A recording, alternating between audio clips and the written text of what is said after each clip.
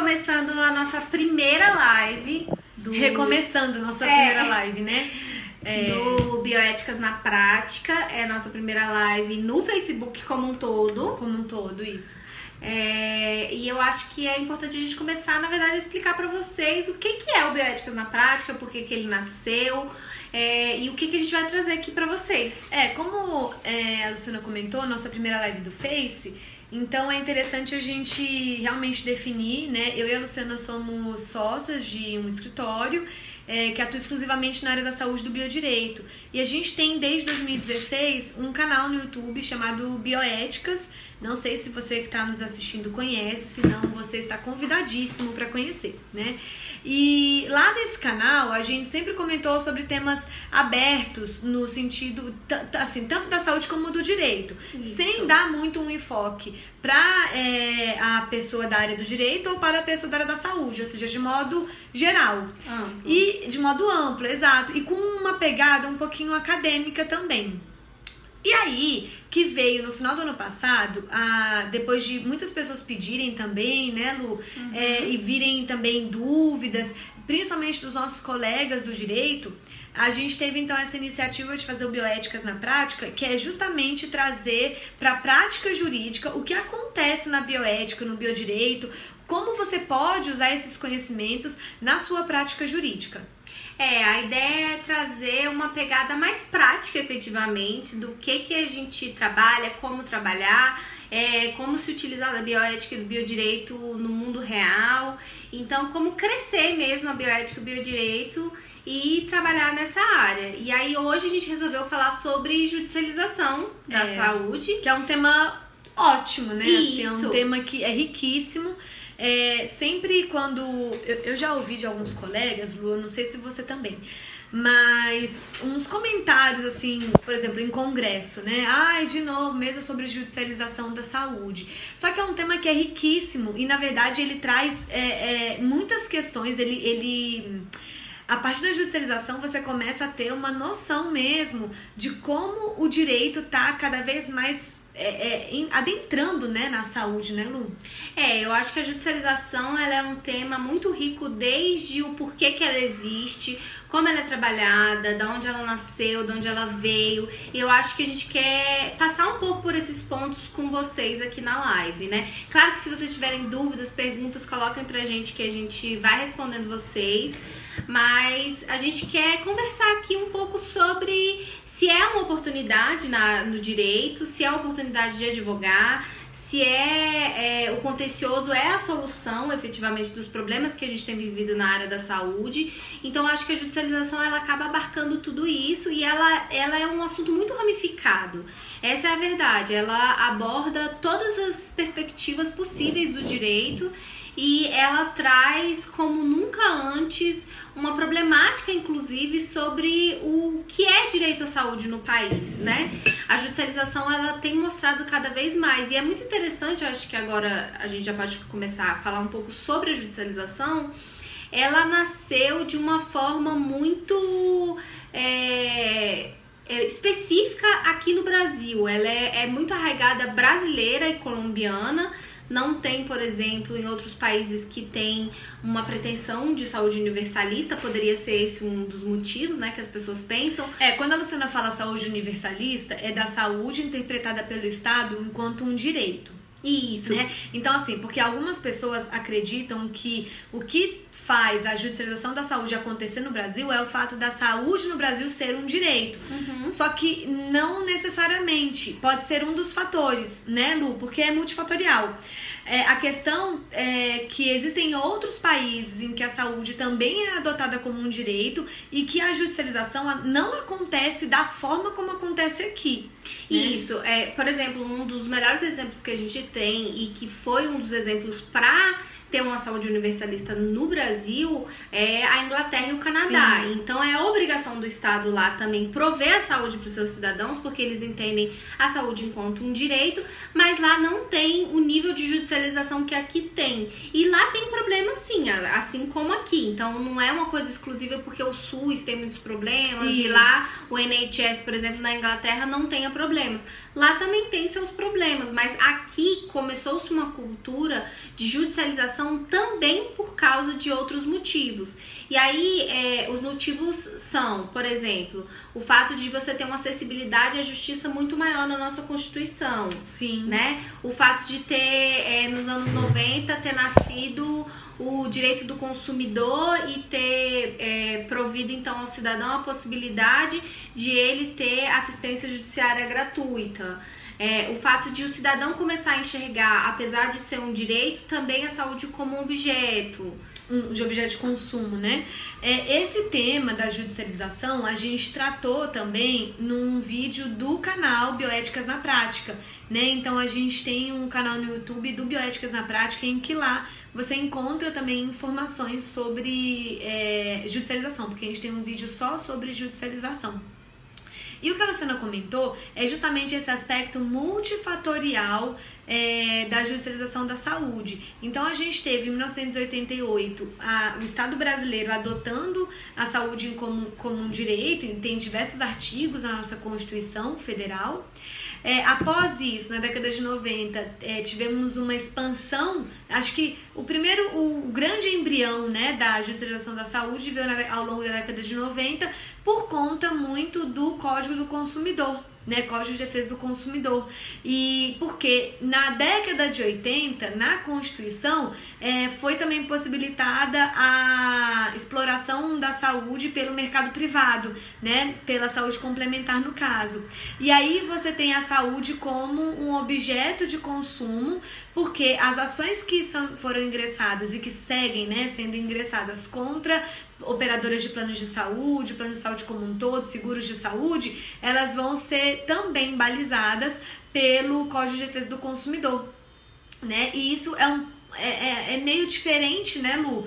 Porque a saúde é um direito, só que colocada assim, se você coloca pelo CDC, tem uma luz aí um tanto de bem de consumo, né? Então tem aí um conflito muito próprio, que é um tema que a gente sempre volta, né? Eu acho que é uma característica muito própria brasileira, o que explica muito bem a judicialização brasileira. Sim. O fato de você ter um direito à saúde e o direito à saúde ele ser... E é muito interessante, é importante a gente saber que o artigo 196 da Constituição, ela fala, né? A saúde é um direito de todos e dever do Estado. E aí as pessoas esquecem o resto do artigo, mas a ideia é que o Estado vai prover essa saúde pública a partir de políticas públicas. Falta essa parte que é muito importante. Não tem uma definição muito específica do que é esse direito à saúde. Isso começou a ser delineado a partir do ano passado, quando as Cortes Superiores, então o STJ e o STF, tiveram algumas causas repetitivas, umas ações diretas de constitucionalidade, que vieram questionar ao STF até onde vai o direito à saúde. Porque aí vem uma coisa que é muito importante entender, como foi formado o direito à saúde no Brasil. O direito à saúde no Brasil, ele foi formado a partir de uma justiça que a gente entende como utilitarista. Essa justiça utilitarista significa que eu vou fazer o maior bem para a maior quantidade de pessoas. E quando você ouve falar sobre isso, você fala, então acertaram de uma melhor forma. Só que quando você faz o bem para a maior quantidade de pessoas, você exclui uma parcela da população, que é a parcela da população que não está nessa maior quantidade de pessoas. E aí você então passa a não prover saúde para essa parcela que foi excluída. E aqui a gente pode falar, e não é uma quantidade tão baixa assim, por exemplo, de pessoas que têm doenças raras. Ou não apenas as pessoas têm doenças raras, mas aquela pessoa que não é portadora de uma doença rara, mas tá passando por algum procedimento que seja mais oneroso, né? Que esse é um duelo um tanto quanto já, assim, muito debatido, né? Como que você vai fazer, então, para avaliar como que você vai dividir os recursos públicos, né, no âmbito da saúde pública? E voltando, né, ainda à questão da judicialização, é que isso que a Luciana colocou demonstra justamente como que a judicialização da saúde, ela tem diversos objetos, Né? Então você pode ter aí ações voltadas para um direito público de saúde, como no caso você conseguir um medicamento, a inclusão de um medicamento numa lista, ou a liberação de um medicamento pelo SUS ou de um tratamento.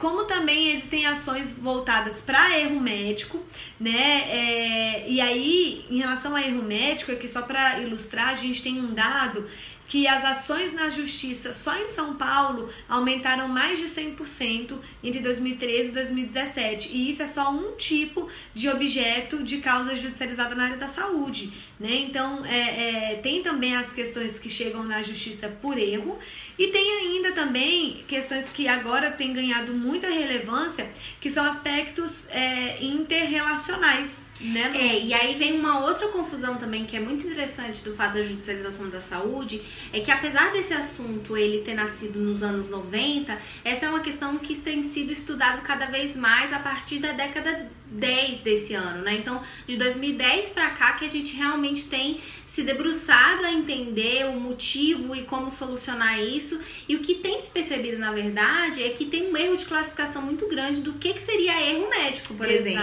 Há uma amplitude muito grande no que é esse termo erro médico. Vai desde os conflitos interpessoais até um erro realmente praticado numa cirurgia, até, por exemplo, uma pessoa que não atendeu o WhatsApp.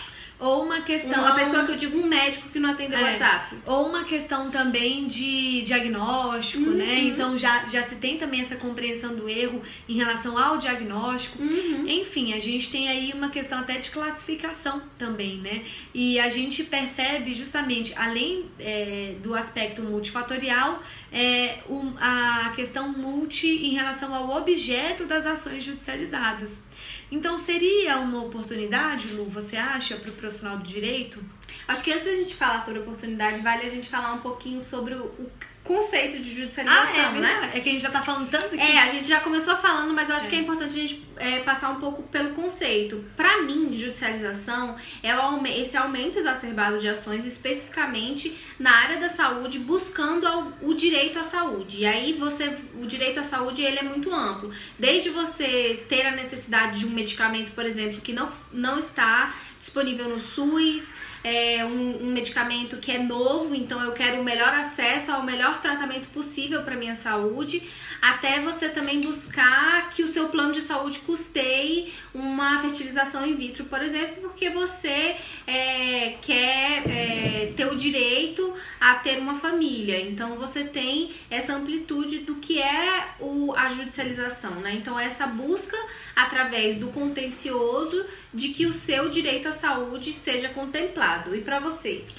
Bom, eu acho que a judicialização da saúde vai ser, além disso que você colocou, é justamente você levar para o judiciário a resolução de quaisquer conflitos que ocorram dentro das cadeias de saúde. E aí vai variar de acordo com os fluxos, né? Porque quando você, no caso a gente atua de forma especializada, então a gente sabe que existem diversas cadeias e fluxos na esfera da saúde.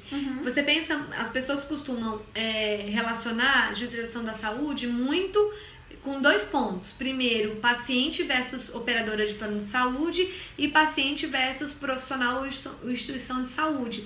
Só que na realidade existem várias outras cadeias aí, por exemplo, da indústria farmacêutica, de aspectos sanitários, de políticas públicas voltadas para a implementação de políticas de saúde. Então, tudo isso é a judicialização em um número elevado, né? Então, é como eu defino a judicialização. E agora sim a gente pode começar a entrar se é uma oportunidade. A nossa visão enquanto escritório de advocacia é que quando você começa a trabalhar dentro dessa cadeia da saúde como um todo, observando o paciente, os operadores da saúde e os terceiros que auxiliam nessa relação como um todo, você começa a perceber que na verdade existem diversas outras formas de solucionar e que trazem um resultado muito mais positivo do que o contencioso. Porque algo que é fundamental de se entender é que o contencioso, ele é caro, ele é longo e ele traz uma solução de uma pessoa que teoricamente é imparcial a esse contexto. Então isso é muito importante de perceber. Se você trabalha para o paciente, se você trabalha para o médico, se você trabalha para o hospital, algo que é sempre importante falar para o seu cliente é: quando o juiz ele pega uma ação, qualquer que seja, mas principalmente na área da saúde, ele vai receber então diversas provas da parte 1, diversas provas da parte 2, ele vai ter a lei e a partir da lei ele vai definir quem estava certo ou quem estava errado. Então, é muito difícil de você conseguir contemplar essas duas partes e você ter pessoas felizes depois que já aconteceu diversas coisas dentro desse processo como um todo. Então, pelo fato de ele ser longo e duradouro, eu acho que existem... caro. Existem diversas outras possibilidades que devem ser tentadas antes do contencioso acontecer. É fundamental que o advogado, enquanto operador do direito, ele tenha essa visão de você poder auxiliar as partes antes delas realmente entrarem no contencioso. Claro que existem momentos em que o contencioso é a única solução possível, mas existem diversas outras ferramentas que podem ser utilizadas para se evitar o contencioso. Inclusive, é isso que a gente quer trazer para vocês no Bioéticas na Prática. Sim, com certeza, porque quando você fala que você é advogado e atua na área da saúde, do biodireito, as pessoas já relacionam quase que automaticamente com a judicialização da saúde, sendo que existe um leque muito grande de atividades que o advogado, o profissional do direito pode desenvolver que fogem, que não desembocam diretamente em uma ação judicializada. Então, eu acho que é interessante sim você perceber que a judicialização da saúde é uma oportunidade, tem se destacado aí como um ramo mesmo na área do direito, né? Já existe o chamado direito médico, né? Que é muito processualista e muito focado na medicina, né? E nos processos que envolvam a medicina. Só que o biodireito, ele já tem uma visão muito mais ampla nesse aspecto, né? E é isso que a gente defende e quer trazer para vocês. Eu também acredito que a judicialização é uma oportunidade, como eu falei, você pode sim atuar e cada vez mais se especializar e até assim, diversificar ou especializar dentro da especialização como vai ser a sua atuação como advogado. Se você vai atuar só para planos de saúde ou só contra planos de saúde, né? Porque daí você vai formar uma clientela e um nome de destaque, né? Eu acho. Eu acho que existe uma oportunidade muito grande de vocês que estão começando no direito, que já estão trabalhando no direito e querem mudar, né? Querem mudar a sua atuação ou crescer dentro dessa atuação do biodireito, é você começar então a trabalhar dentro desses processos e começar a entender como que funciona o desenvolvimento desses processos na saúde, né? Sim, com certeza. E quanto mais você conhecer, mais legitimado, né? Você vai estar, seja defendendo o paciente, seja atuando para as instituições, para os profissionais da área da saúde. Agora, o que eu acho que é mais válido como oportunidade é justamente você ir além da judicialização, porque quando você oferece para o seu cliente, seja ele paciente ou enfim, o que quer que ele, para qual polo que você atue, quando você oferece para ele uma solução eficaz, aí sim você vai se diferenciar no mercado, porque as pessoas estão muito interessadas no resultado em que você consegue proporcionar, né? Sim. Além assim de questões de titulação, né? Quando você consegue ofertar um resultado eficiente, aí você, na minha visão e na minha experiência, né? Isso sim é que é valorizado e aí você pode até construir contratos, relações mais longas com seus clientes, né? Acho que essa é a grande oportunidade, na verdade, né, Lu? Eu acho que é por aí mesmo. Acho que é isso, né? A gente quer começar esses diálogos com vocês. A gente vai começar a fazer lives toda segunda e quarta-feira. Isso. Então, segunda-feira no Instagram às 5 horas e quarta-feira às 4 horas aqui no Facebook. A gente vai trazer cada vez mais assuntos. Se você está assistindo a live depois, seja muito bem-vindo. Se você puder participar, vai ser sempre um grande prazer. Deixa seu comentário, também sua dúvida, né? Acompanha a gente no Instagram, Bioéticas na Práticas, no Facebook aqui também Bioéticas na Práticas e no YouTube também Bioéticas na Práticas. A gente sempre vai colocar chamada e vai deixar sempre uma perguntinha pra vocês comentarem e trazerem as dúvidas de vocês, tanto antes como agora na live, que aí a gente já pode comentar as dúvidas de vocês aqui ao vivo, viu, pessoal? É isso, até mais. Até mais.